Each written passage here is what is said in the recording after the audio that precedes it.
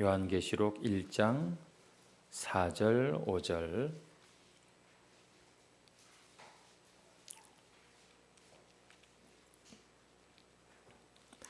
우리 다 같이 함께 합독하도록 하겠습니다. 시작. 요한은 아시아에 있는 7 교회에 편지하노니 이제도 계시고 전에도 계셨고 장차 오시리와 그의 보좌 앞에 있는 7 영과 또 충성된 증인으로 죽은 자들 가운데에서 먼저 나시고 땅의 임금들의 머리가 되신 예수 그리스도로 말미암아 은혜와 너희에게 있기를 원하노라. 우리를 사랑하사 그의 피로 우리 죄에서 우리를 해방하시고. 아멘. 오늘 우리가 본문으로 은혜와 평강이 너희에게 라는 제목으로 함께 은혜를 나누기 원합니다. 우리는 지금까지 계시록을 이제 한 2시간 정도 이렇게 했는데 잠깐 좀 복습을 한다면 이 계시록이라고 하는 것은 어려운 책도 아니고 이상한 책도 아니라는 것을 제가 중점적으로 말씀드렸습니다. 이 성경은 그리고 이 계시록은 아주 거대한 이 세상 역사의 큰 흐름을 하나 얘기하는데 그것은 다름 아니라 하나님의 나라와 이 세상 나라 간의 갈등과 충돌, 전쟁이 있다는 사실을 제가 말씀을 드렸습니다. 범죄한 인간들을 구원하시려는 하나님의 그 구원 계획, 계시라고도 이렇게 표현하고 있고 구속사라고도 우리가 말을 하는 것과 거기에 거역하고 반역하여서 계속해서 이 구원받는 자들을 시기 질투해서 자기가 갈 그 영원한 불못에 같이 데리고 가려는 이 악한 사탄과의 이 전쟁이 여러분 성경에서 우리가 볼 수 있는 아주 큰 주제 중에 하나인 것입니다. 특별히 계시록은 그 싸움이 마지막 날까지 점점 더 치열해질 것이지만 결국 교회가 승리할 것이다.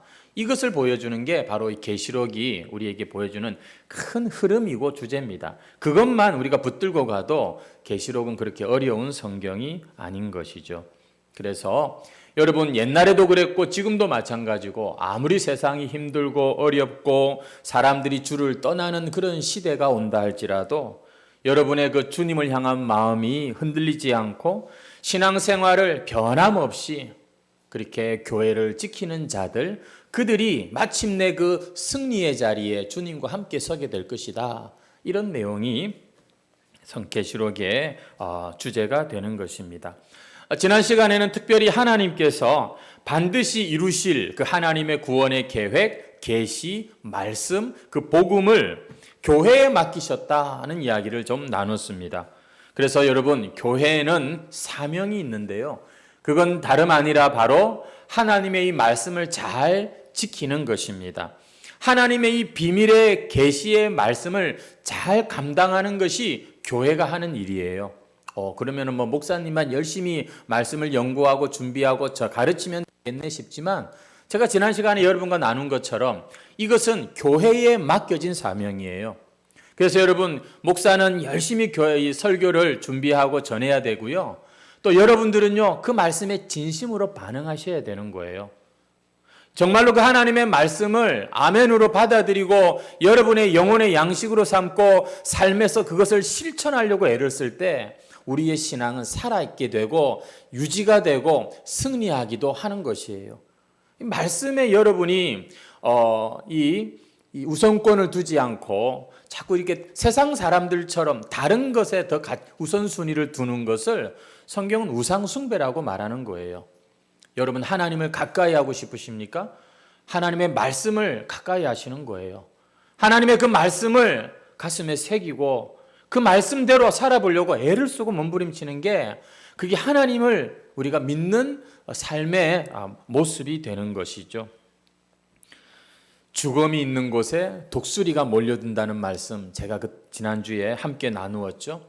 더 이상 말씀에 반응하지 않는 시대가 옵니다. 더 이상 하나님의 말씀에 반응하지 않는 그런 교회가 될 때 여러분 세상에 심판이 임하는 것입니다. 더 이상 하나님이 기다리실 이유가 없어져 버리게 되는 것이죠. 그래서 여러분, 우리는 이 계시록의 말씀을 앞으로 계속해서 볼 텐데, 이 하나님의 말씀이, 계시가 여러분 단순히 그렇구나 지식으로 끝나는 게 아니라 우리의 가슴에 다시 한번 불을 지피고 다시 한번 여러분 우리를 하나님 앞에 회개의 자리로 나가게 하는 그런 말씀이 되기를 여러분 사모하시면서 함께 이 말씀의 사명을 같이 지키는 우리 해광 성도들이 되시면 좋겠어요. 고난이 없다고요? 이 세상에서 신앙을 지키려고 하는데 아무런 불편함이 없다고요? 그건 벌써 우리가 말씀이 없는 사람이고 그 말씀을 지킬 부담도 없고 이미 말씀에 반응하지 못하는 어쩌면 잠자는 영혼, 죽은 신앙일 수 있는 것이죠.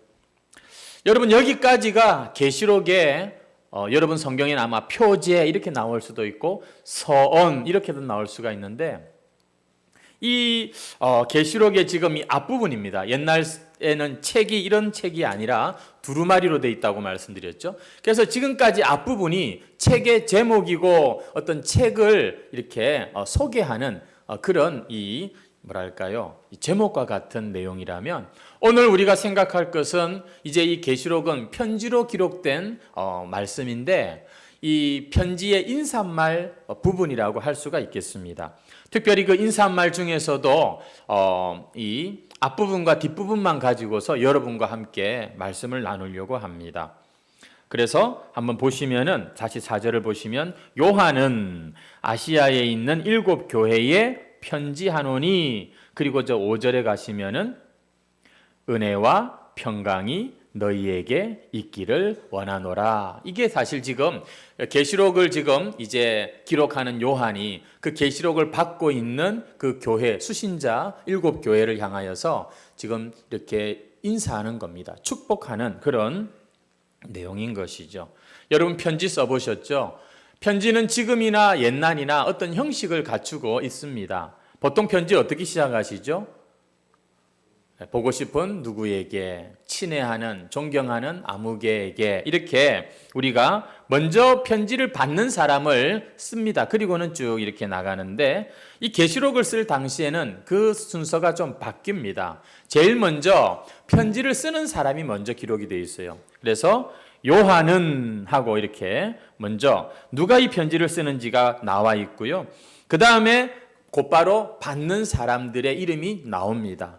어느 교회에 누구에게 이렇게 나오고, 그 다음에 인사말이 나옵니다. 먼저 축복하고 인사하면서 이제 이 편지의 내용이 쭉 이어지는 것이죠. 그래서 요한은 7 교회에 편지하노니 하면서 은혜와 평강이 너희에게 하고, 그리고 또 보면은 있기를 원하노라. 글씨가 좀 작아요. 여러분 성경에 보면은 이거는 대부분 사본에 이 말씀이 없기 때문입니다. 아니, 어떤 사본에는 이 있기를 원하노라 이게 없기 때문에 대부분 사본에 있는 은혜와 평강이 너희에게, 여기까지가 있는. 근데 어떤 사본은 또 있단 말이죠. 그래서 있기를 원하노라 글자가 작습니다. 이건 뭐 다른 성경 본문에 있는 것도 마찬가지고요. 한번 따라하겠습니다. 은혜와 평강이 너희에게. 요한이 계시록을 지금 썼는데 그 편지를 받는 자들에게 너희에게 은혜와 평강이 있기를 원한다. 계시록 말씀을 공부하면 뭔가 비밀스럽고 새로운 어떤 그런 걸 기대하시겠지만 조금 여러분 진정하시고, 이 은혜와 평강이라고 하는 주제, 사실 다른 성경에서도 우리가 얼마든지 생각해 볼 수 있지만 하나님 참 주님께서는 이 요한을 통하여서 내가 너희에게 먼저 이 은혜와 평강 주기를 원한다. 그 마음을 좀 우리가 오늘 느꼈으면 좋겠어요. 여러분, 인사라고 하는 거 있잖아요. 우리가 인사라고 하는 거는 그냥 뭐 늘 듣는 인사지만 그 시대나 그 지역의 어떤 특수성, 어떤 필요함, 어떤 이런 것과 상당히 밀접한 관련이 있습니다. 옛날 우리나라 이 어른들의 인사가 뭐냐면 진지 드셨습니까? 옛날에 이게 음식 먹고 사는 게 이게 아주 힘들 때는 식사하셨습니까? 이게 인사였습니다. 뭐 오늘날도 물론 그런 인사겠죠. 밤새 무고하셨습니까? 밤새 그만 난리통에 사람이 그냥 아침에 볼 수 없는 이런 일들이 우리나라 역사에 아마 많았나 봐요. 그 인사말을 보면 우리가 대충 그 지역과 그 시대를 좀 가늠할 수 있죠. 여러분이 영국의 유명한 인사가 뭐냐면 굿모닝입니다. 이 굿모닝이 전 세계에 이렇게 퍼졌죠. 영어와 함께. 왜냐하면 왜 굿모닝 좋은 아침인 줄 아세요? 그 영국과 그 런던은요 늘 날씨가 별로 안 좋은 거예요. 해가 잘 안 보입니다. 안개가 많고요. 그러니 이 좋은 날씨를 염원하는 그들의 마음이 그 인사에 들어있는 것이죠. 그래서 여러분 그냥 인사가 아닙니다. 거기에는 의미가 있고 그 시대, 그 지역의 관심사가 인사에 반영되어 있는데 여러분 계시록에서 요한이 이 7 교회에 인사를 하는데 어떻게 인사하냐면 은혜와 평강이 너희에게 있기를 원한다. 한번 질문해 볼까요? 여러분 은혜가 뭡니까? 교회 오면 은혜라는 말 참 많이 하잖아요. 은혜. 제가 여러분들에게 많이 말씀을 드렸던 것 같은데 은혜는요 그 원어의 뜻은 선물이라는 뜻입니다. 카리스라고 하는 것은 선물이라고 하는 그런 거저받은 자격이 없는데 거저받은 그 선물 같은 게 바로 은혜라고 하는 개념이에요. 여러분 교회 와서 은혜 말을 많이 하는 건 우리가 다 자격이 없는 사람들인데 하나님의 이 선물을 거저 받았다 이런 차원에서 은혜라는 말을 많이 하는 거예요. 여러분의 직분이 은혜가 되시길 바라고 여러분의 그 구원이 은혜가 되시길 바라요. 신앙생활 좀 하다 보면 이게요 은혜에서 슬그머니 내 어떤 자격이 되고 내 자랑이 되고 남과 비교하는 어떤 이런 것으로 변질되기가 쉬워요. 그 신앙이 진짜 여러분 타락하는 겁니다. 우리는 처음부터 끝까지 은혜의 신앙을 가져야 됩니다. 자격 없는 이 죄인이 하나님의 은혜로 이렇게 구원받고 직분받고 오늘도 이렇게 살아가고 있습니다. 여러분 평강이 뭐냐면 평강은 그 은혜로 말미암아 주어지는 그 어떤 이 축복의 결과물이라고 보시면 돼요. 하나님의 은혜를 받은 자들에게서 반드시 나타나는 결과 평안입니다. 마음에 평안이 있는 거예요. 여러분 교회를 나올 때 하나님께로부터 받을 수 있는 가장 큰 축복이 뭐냐면 여전히 문제는 그대로이고 여전히 우리의 육신은 늙어가고 병들고 그런데도 그런 것들이 여러분 건드리지 못하는 평안이 우리 믿는 자들의 마음에 있는 거예요. 성도 여러분 은혜와 평강이 여러분에게 있기를 축복합니다. 예수님께서 지금 이 죄인된 인간들에게 오직 하나님이 선물로만 주실 수 있는 이 은혜와 평강을 요한을 통해서 이렇게 지금 약속하고 계신 거예요. 우리가 이 축복을 받아야 이 계시록 뒷부분의 말씀도 받을 자격이 있는 거죠. 여러분에게 은혜와 평강이 있기를 주의 이름으로 축원합니다. 이 당시 로마는요 일명 팍스 로마나라고 하죠. 로마 시대에 평화의 시대가 있었습니다. 감히 다른 민족들은 이 로마를 어떻게 건드려 볼 생각조차 할 수 없는 아주 막강한 전 세계적인 제국을 세운 나라가 로마였어요. 이 당시 사람들은 이 로마의 군사력 덕분에 이 세상이 이렇게 평화를 누린다고 생각했고 그래서 그들은 자기들의 그 황제를 신이라고 부르는 그런 지경에까지 이릅니다.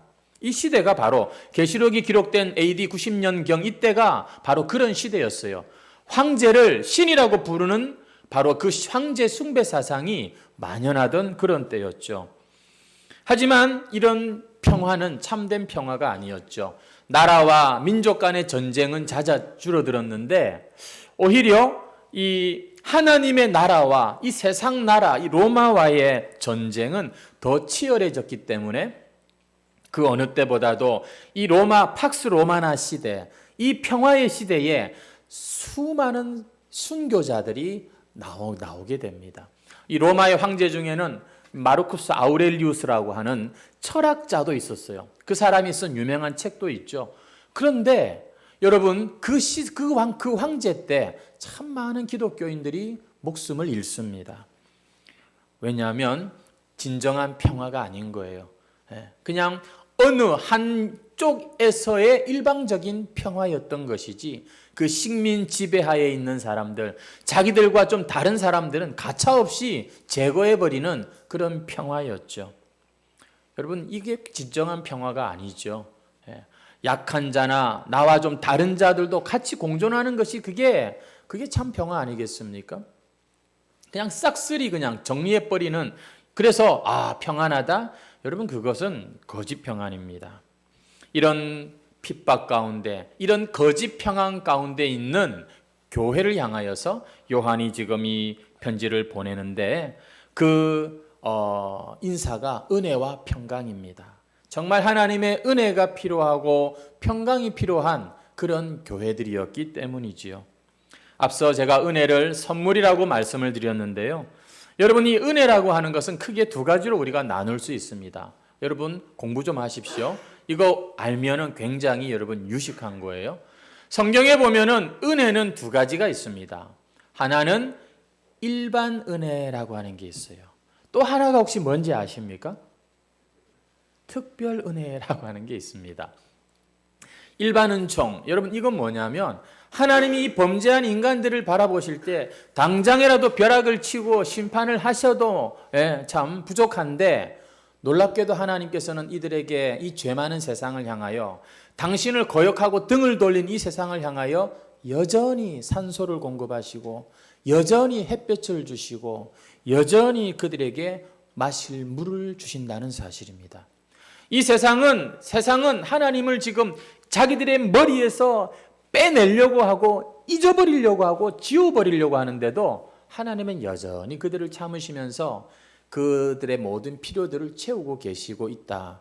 이것을 가리켜 우리가 일반 은혜, 하나님의 죄인들을 향한 그 호의, 그 어떤 이 하나님의 그 은혜인 것이죠.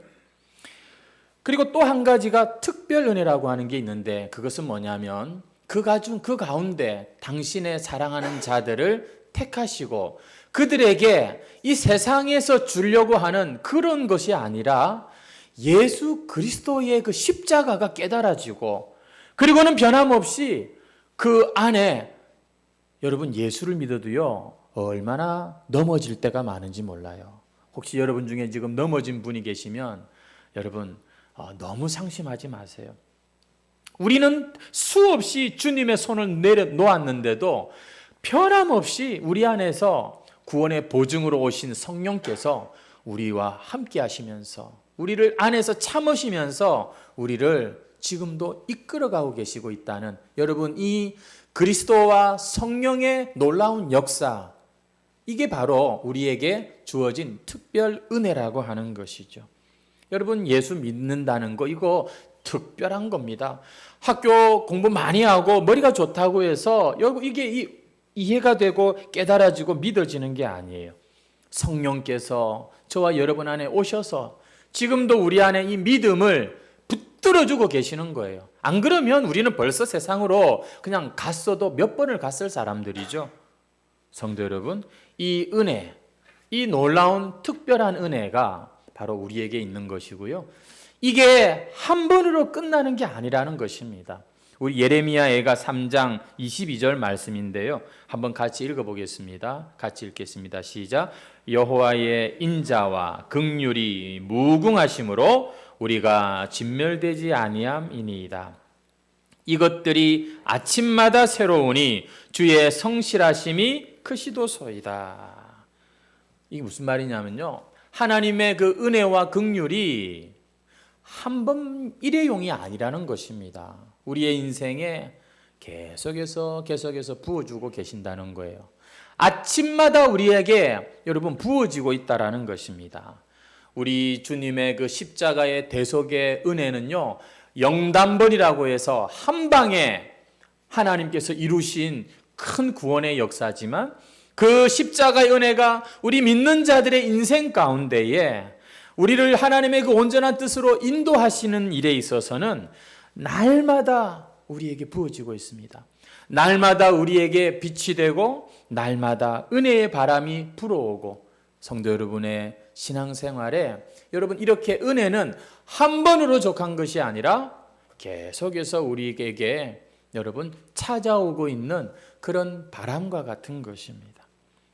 이제 또 봄이 되면 우리는 봄비처럼 다시 우리에게 부어주시는 그 은혜의 단비를 얼마든지 사모할 수 있는 자들입니다. 성도 여러분의 신앙생활, 이게 하나님의 계획이고 약속입니다. 그래서 우리는 매일매일 새롭게 하루를 시작할 수 있는 그런 자들이 된 것이죠. 그래서 사도들은요, 이 교회를 향해서 편지를 쓸 때마다, 서신을 쓸 때마다 은혜와 평강이 너희에게 있기를 원하노라. 저도 참 좋아하는 인사가 바로 이 평강이라고 하는 것입니다. 평안하기를 원합니다. 이게 이 히브리 말로 샬롬이라고 하지 않습니까?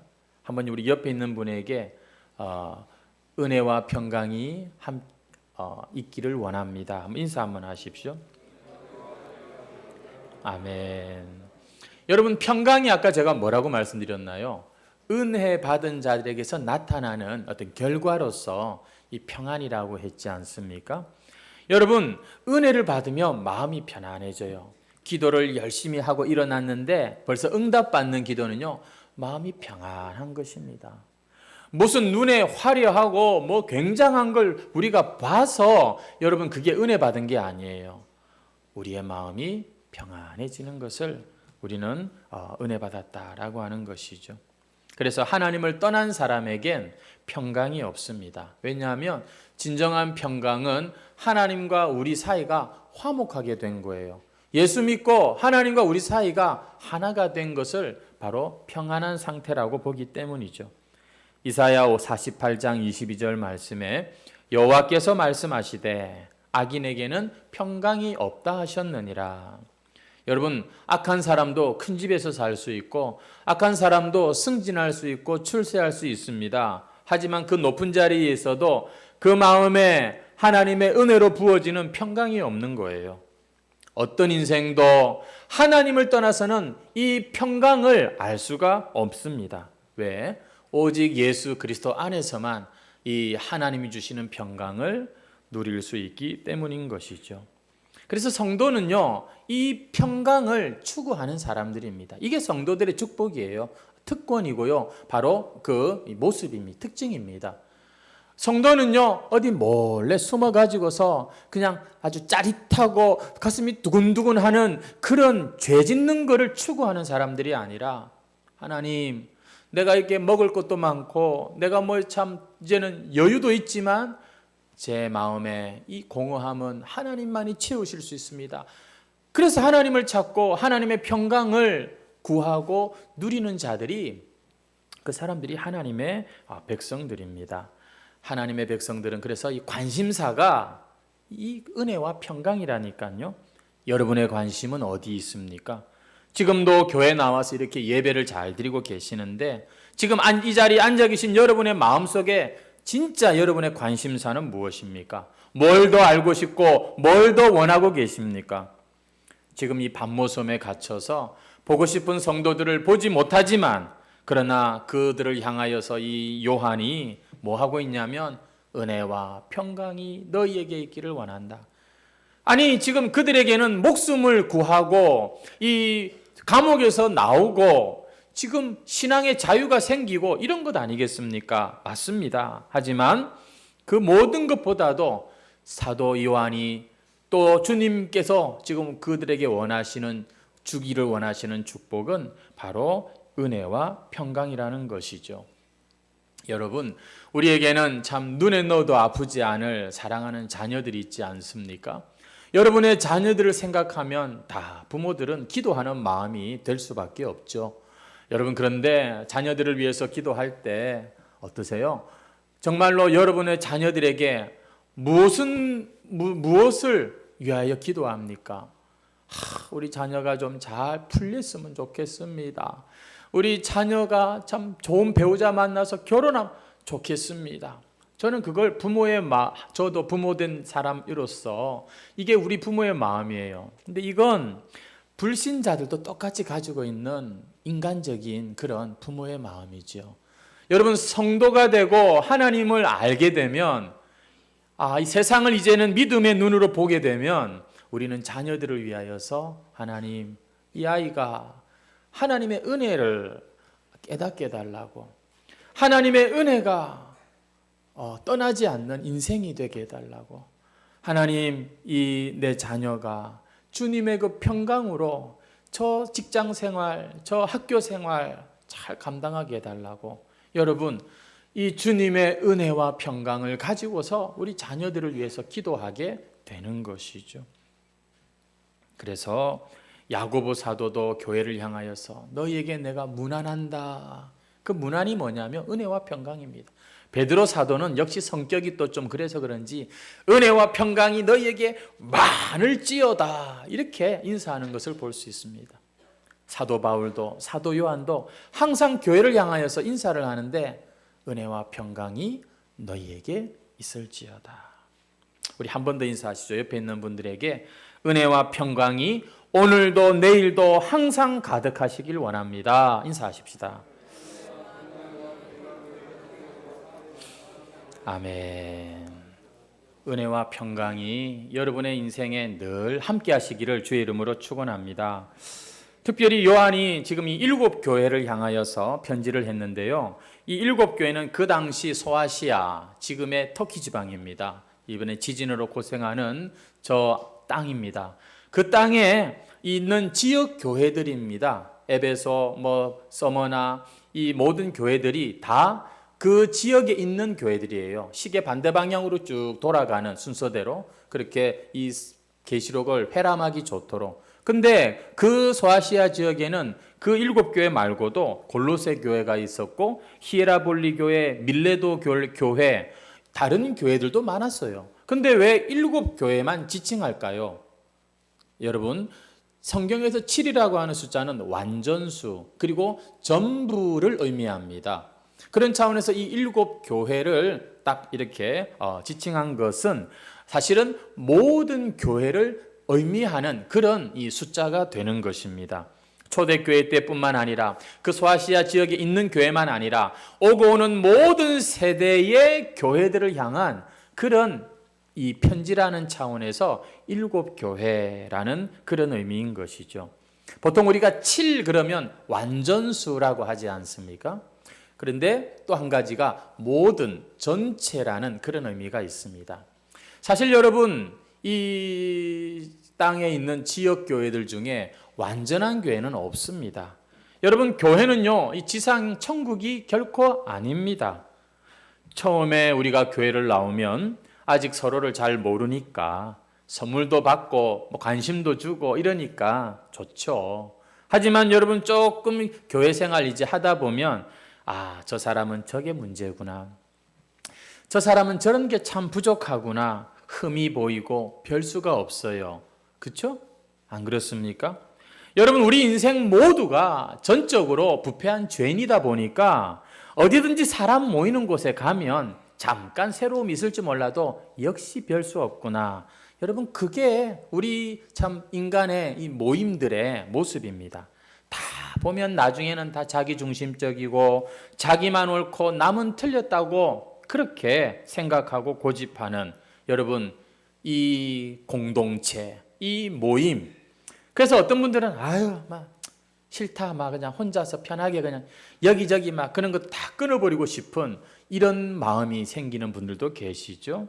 하지만 여러분, 이 세상에 그런 수많은 모임 가운데 특별히 교회라고 하는 이 모임, 여기도 역시 약점이 많고 허물이 많지만 그러나 교회에는 희망이 있다고 저는 말씀드리고 싶어요. 왠지 아십니까? 왜 그럴까요? 목사니까? 목사라서 그렇게 말하는지 모르겠습니다만 여러분, 교회는요, 뭐가 다르냐면은 교회는 적어도 내가 하나님 앞에 죄인이구나, 이걸 깨닫고 고백하면서 출발하는 곳이 교회이기 때문이에요. 여러분, 이 신앙 공동체가 이 세상의 수많은 더 풍성하고 잘 먹고 잘 노는 곳보다 더 희망이고 이 땅의 등불이라고 말할 수 있는 이유는 여러분, 이 회개하는 심령이 교회를 시작하였고 이 회개하는 무리가 교회를 지키고 있기 때문에 여러분, 교회는 이 땅의 희망인 것입니다. 교회는 하나님의 은혜와 평강이 임할 수밖에 없는 그런 참 놀라운 참 은혜가 있어요. 그게 뭐냐면 바로 회개하는 심령들, 회개하는 신앙인들이 그곳에 있기 때문이라는 것이죠. 진리의 말씀은 우리가 지식을 쌓는다고 깨달아지는 게 아니라 이게 은혜로 깨달아집니다. 여러분, 은혜로 깨달아진다는 게 뭔지 아십니까? 그건 일단 내 자신이 하나님 앞에서 죄인인 걸 깨달을 때 이것저것 교회의 이 모든 것들, 이 성경 말씀들이 새롭게 보이기 시작하는 것을 말합니다. 저는 우리 해광교회에서 수없이 이 이야기를 하고 요즘에는 기도도 해요. 하나님, 우리에게 다시 한번 회개의 은혜를 부어 주옵소서. 저 미국의 무슨 갑자기 이름을 까먹었네요. 무슨 애리조나?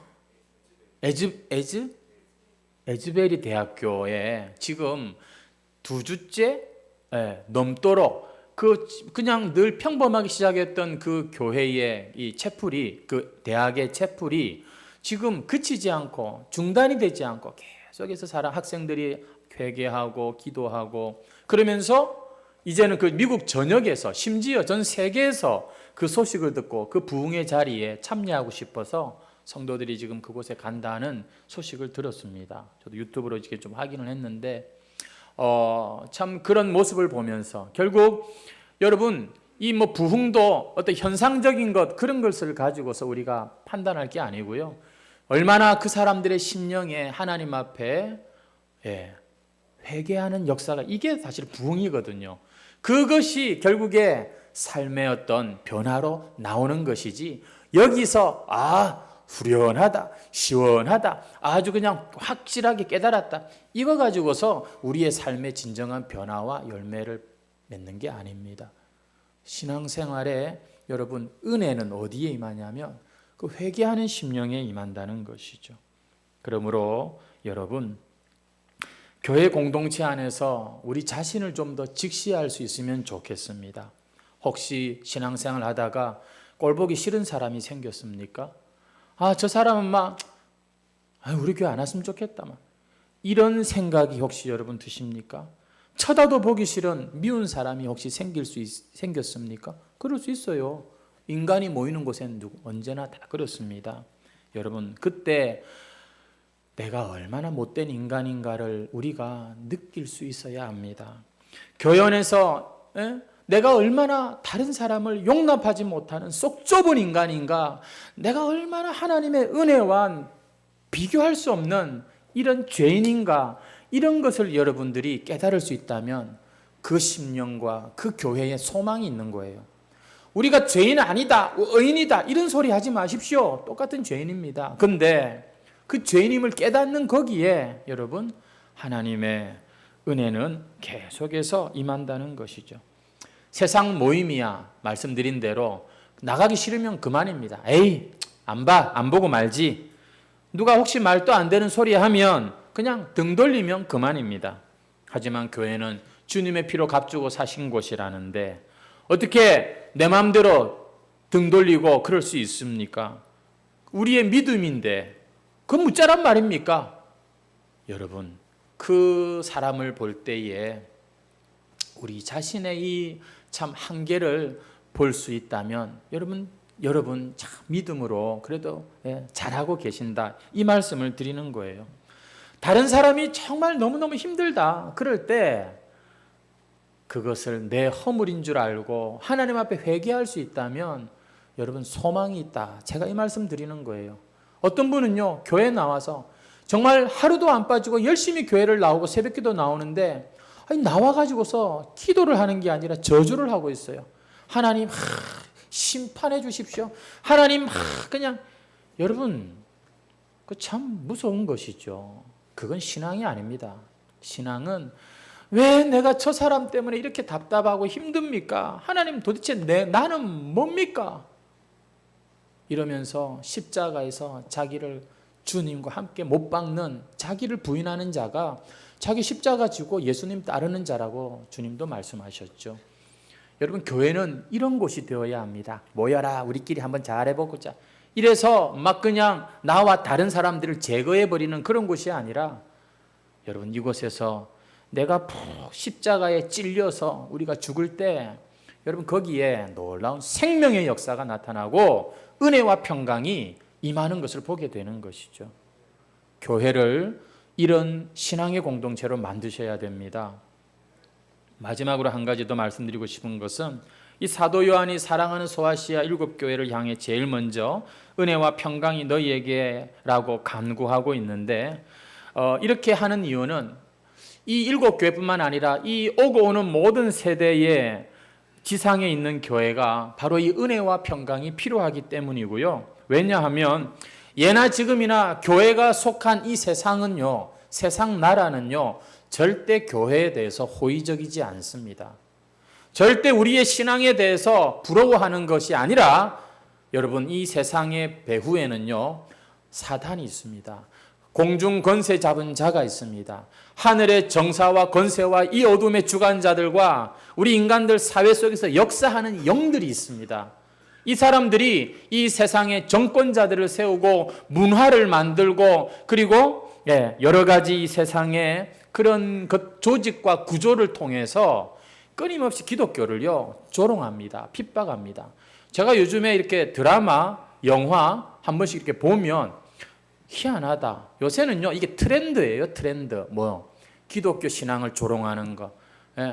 아주 그냥 연쇄살인마가 보면은 성경책을 열심히 읽는 이런 사람으로 묘사되고, 하여튼 보면 이게 보니까 다 이게 세상의 그 어떤 그 영향력이라고 하는 게 있습니다.